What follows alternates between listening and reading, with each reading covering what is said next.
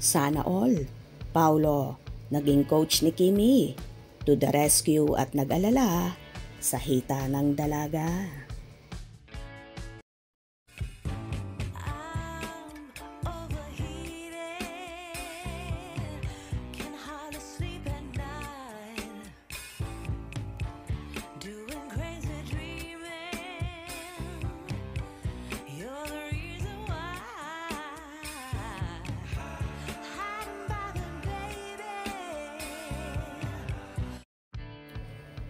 Sunod-sunod na naman ang pagpapakilig ng Kim Pao sa social media na siyang dahilan kung bakit pangmalakasan na naman ang pag-trending ni Kim Chiu at Paolo Abilino. Matapos ngang dumagungdong ang Araneta Coliseum sa paglabas ng Kim Pao sa Christmas special ng kapamilya, heto't spotted na naman na magkasama ang dalawa sa kanilang paboritong workout gym. Pinagpiestahan ng mga netizens ang sabay na working out ng Kim Pao na hindi itinago ang kanilang pagsasama.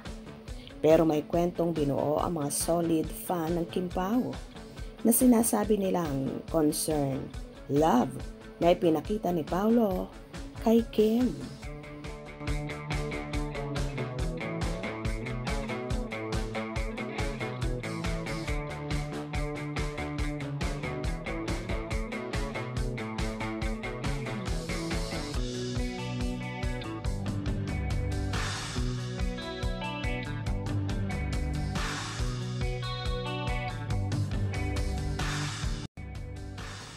Ito yung nakatayo si Kim at itinuturo ang kanyang hita na parang may iniindang kirot. Lumapit si Paolo kay Kim at may sinabi sa kapareha. Nilagyan ng kwento ng mga netizens ang ganap na ito ng Kim Pao at sinabing to the rescue si Paolo sa jowa nito sa iniindang kirot. Itinuturo kasi ni Paolo ang tamang paraan ng pagbuhat ng metal plates para hindi ma-injure si Kim. Yung mga ganitong eksena ni Kim at Paolo ay sapat na para kiligin ng todo ang kanilang fans. Mas lalong nakumbinsi ang mga fanay na magjowa ng dalawa sa panibagong resibo ng kanilang pagsasama.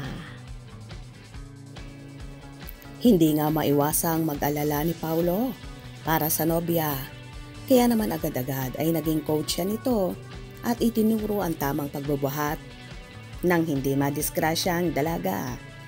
Nakakatuwa lang pagmasdan ang Kim Pao na talagang makikitaan mo si Paolo na concern kay Kimi.